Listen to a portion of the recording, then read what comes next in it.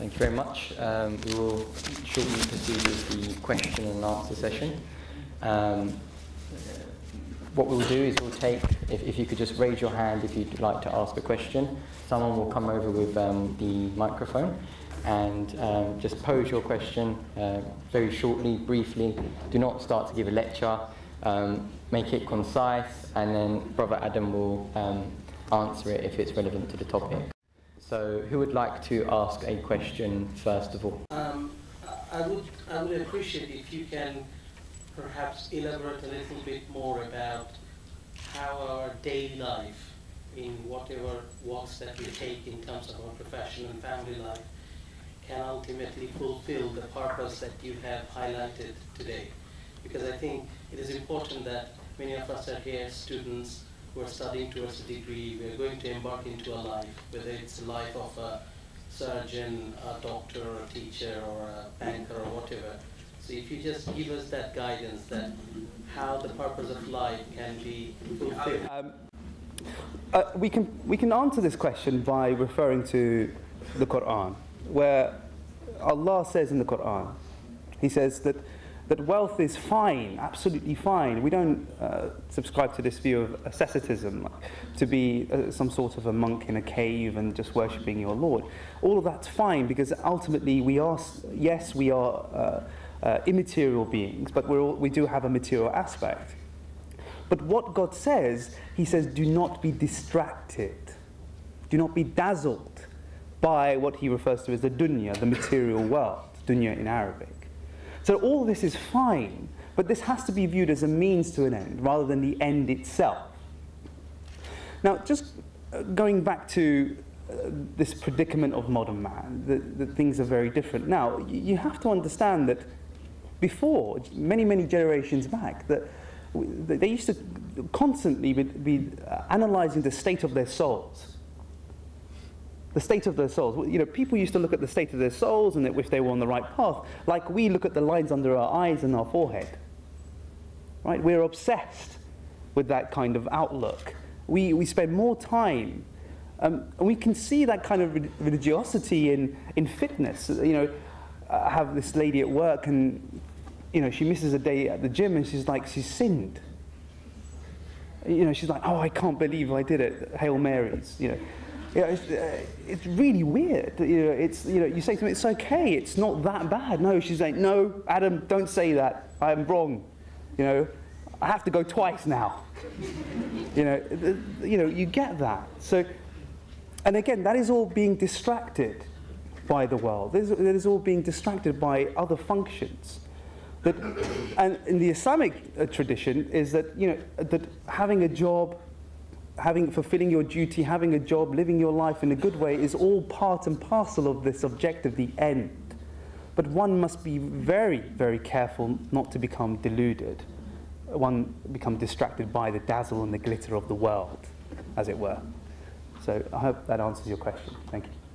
Okay, I understand that religion is becoming more secular in society, and we kind of developed into a pick-and-mix society, so we pick all the kind of the best bits of religions and make our own religion. I guess my question is, why Islam? Why should we pick Islam for the purpose of life? That's a very, very good question. Why Islam? Because from the Muslim's perspective, it's the final testimony. Now, Islam does not negate the previous religions. You know, this is a misconception. What Islam is the let's say, the end of the journey with respect to religion. So Islam doesn't negate, say, Judaism or Christianity. Islam is not, let's say, presenting them to be false. Islam is just more true. It is the final testimony.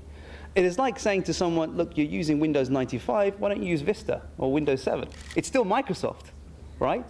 It's still the same author, but you know, use the latest version. I said that to someone, he said, well, I use Mac. Wise guy. So from that perspective, that's why we say Islam. That's why we accept all the messages in the past. So there are approximately 128,000 messengers that have been sent to the world to guide us, to confirm the previous messages and to bring new messages to us. And what Islam is the final message. Now, okay, fine, but how does one claim that? The reason for that is because if we look at the, I mean, it's a lecture in and of itself, but what we can say, if we look at the life of Muhammad, peace be upon him, we look at all the evidences and the background information, that the only way in which that we can explain his life, the only way we can explain the data is that it is of a supernatural endeavor. There is no naturalistic way of explaining this man's life. I mean, I was reading a book, this atheist, materialist, communist author, and he said that the only explanation is always a materialistic explanation. And he said, and in another part of the book, I can't remember the actual book, I do apologize for that, but another part of the book, he said, if there ever was a messenger, it would be Muhammad, peace be upon him. If there ever was a messenger sent to this world, it would be Muhammad, peace be upon him. And what we find is those that are skeptical about Prophet Muhammad's life, but they end up in contradictions. They end up in contradictions. So they say that he's a madman, he's a liar, for example, and then they say he was sincere. Well, this is a contradiction. Either he was sincere or he was a liar. And the gist of it is this, that the only way in which that we can explain Islam and Prophet Muhammad, peace be upon him, with all the data that we have, is that it is of supernatural endeavor. There is no other way. The most coherent explanation is that Muhammad, peace be upon him, was actually receiving revelation.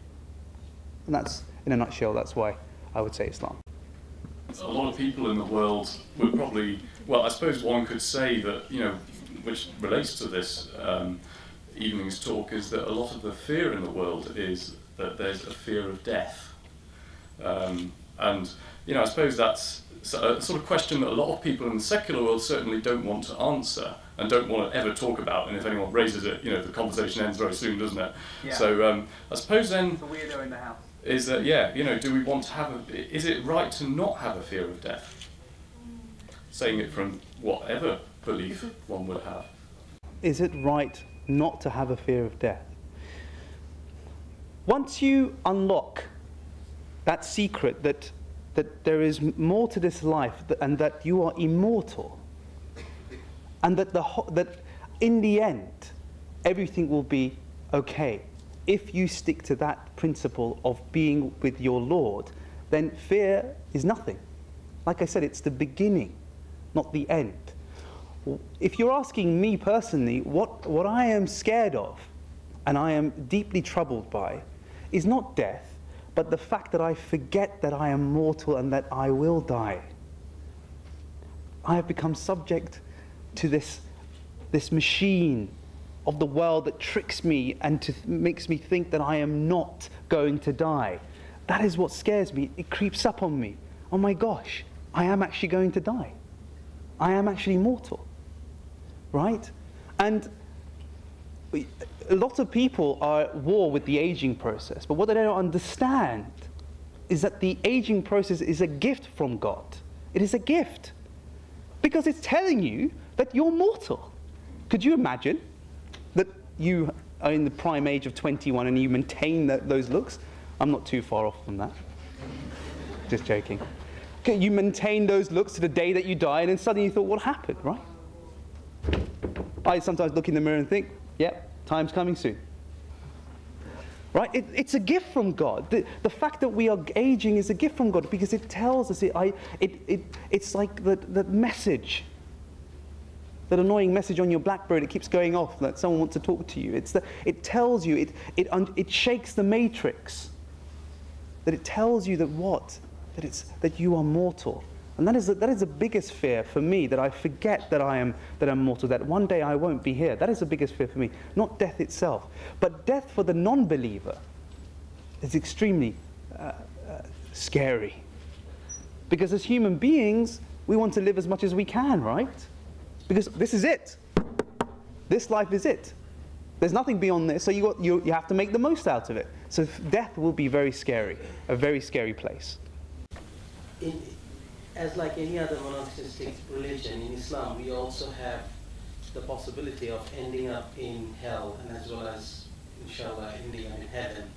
So there are consequences of what we do in this small life, which is, and we have been told many, many times through scripture and as well as scholars that what we saw today is we basically harvest in the afterlife when we meet the Lord.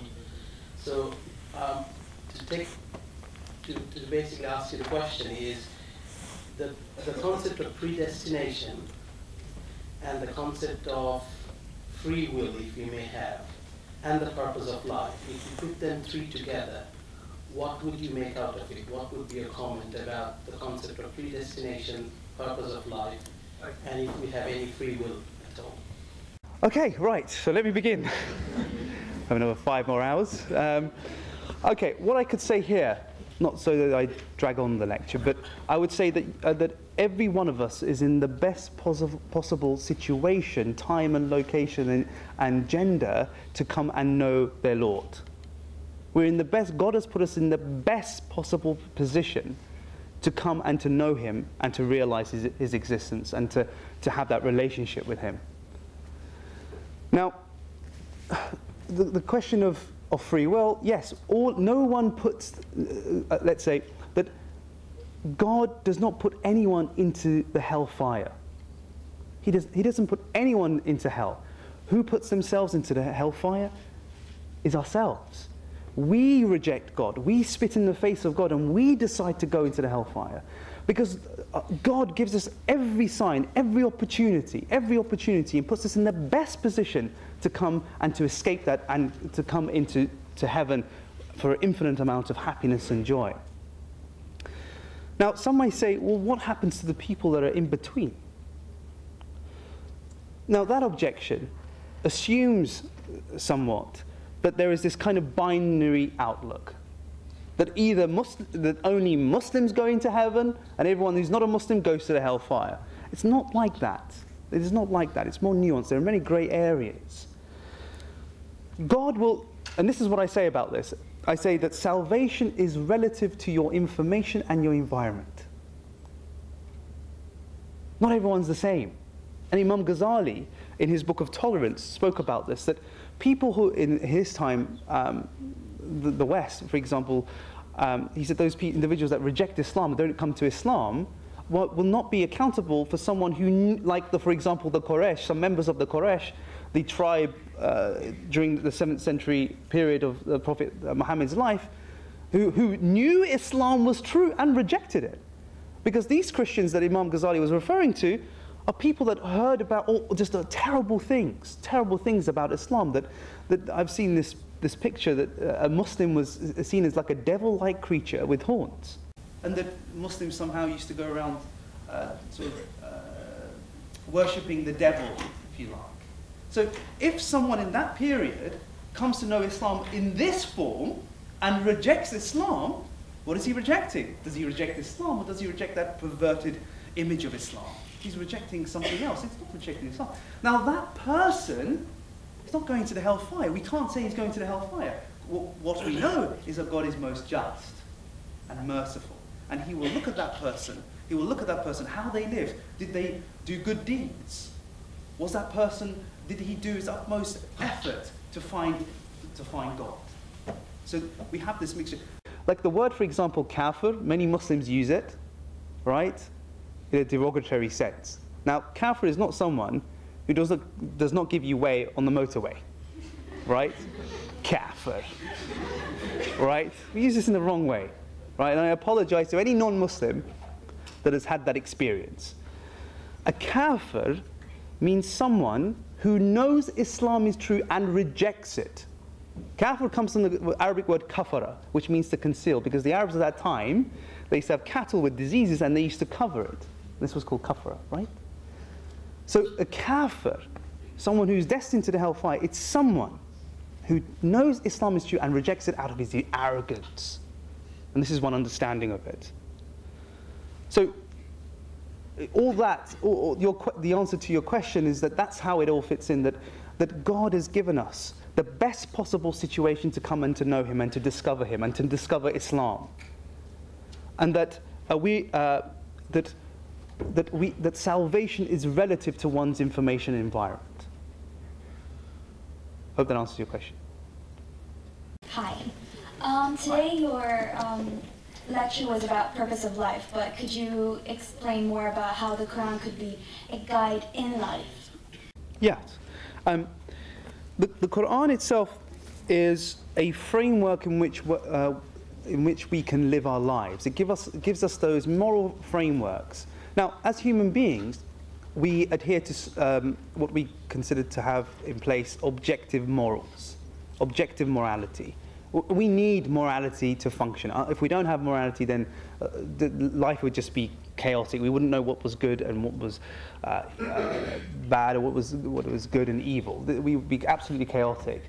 So we apprehend, for example, if we just take religion out for a second, take Islam out the equation for a second, we as human beings, we apprehend a sense of morality, a moral realm.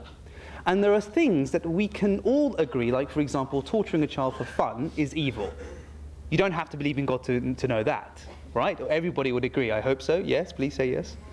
Yes, okay. Good. We still have a future. But there are some things that become blurred. It's not so easy. Like, for example, abortion. Some people say that like, for example, this ethical question of euthanasia. Topics like this, abortion, some people say that yes, after a certain period, some people say no. Peter Singer, actually a philosopher, teaches in the United States, he says that humans can commit infanticide, even when the baby is born up to about a month, maybe a couple of days more. You can actually kill your children, if you like, right? Because he considers us to be animals, and that is a consequence of that, because animals commit infanticide all the time. So on some moral matters, our apprehension becomes jaded. Now what the Quran is, if you like, is moral technology.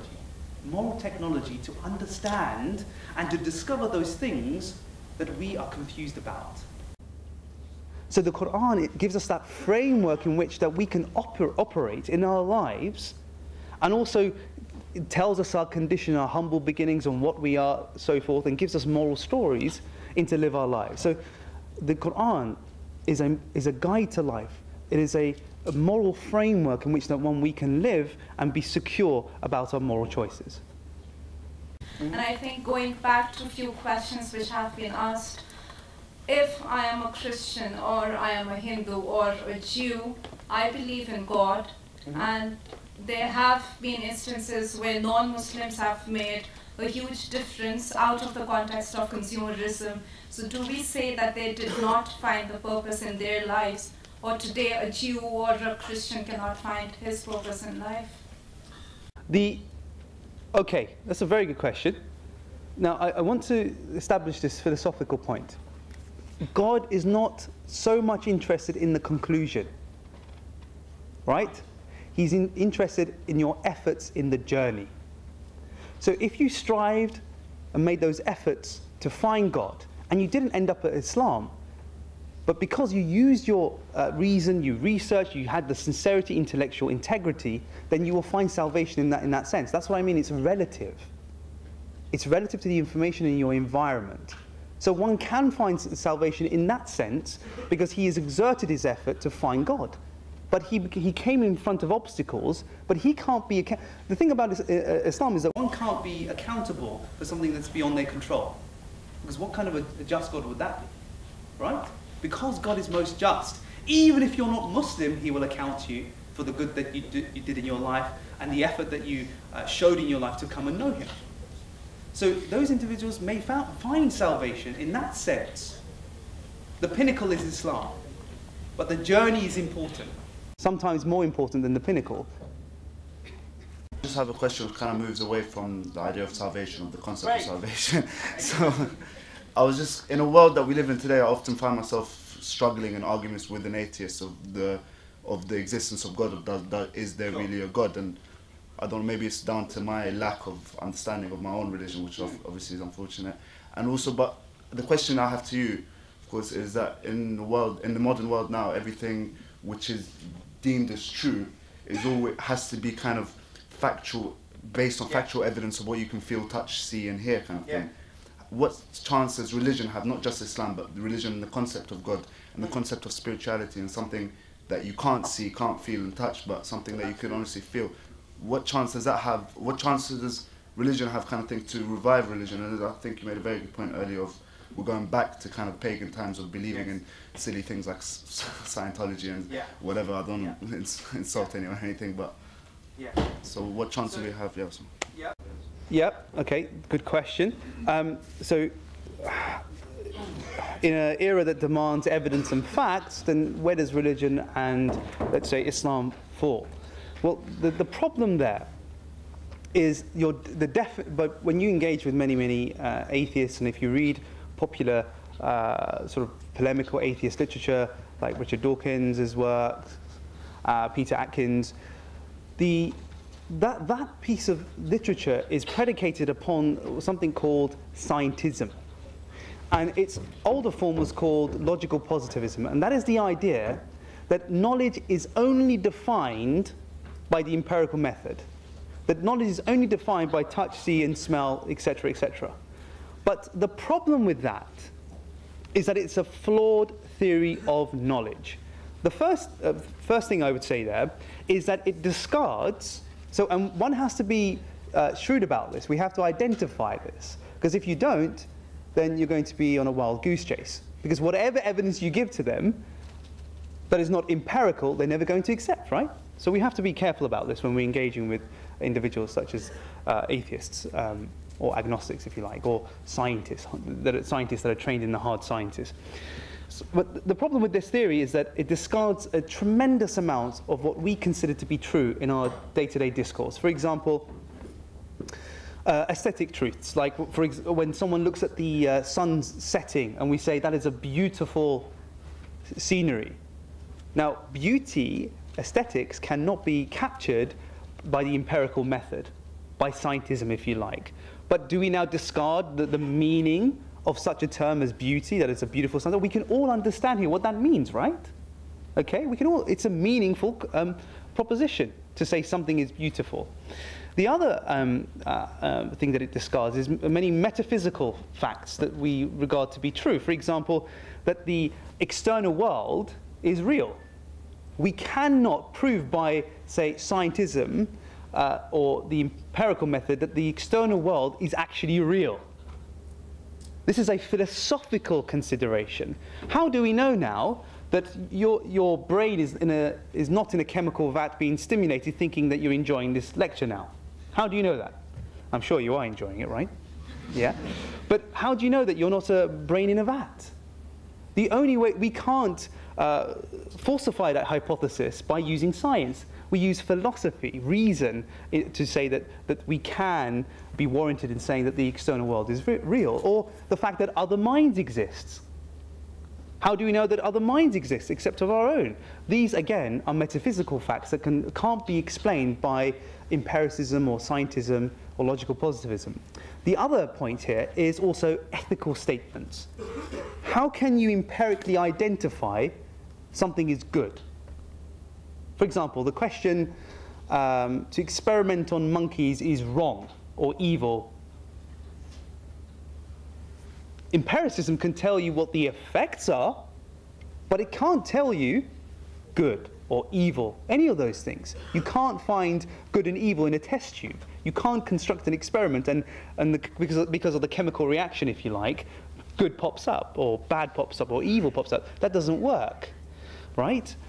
But we don't have to appeal to external arguments to show that this is a flawed theory of knowledge, epistemology, if you like.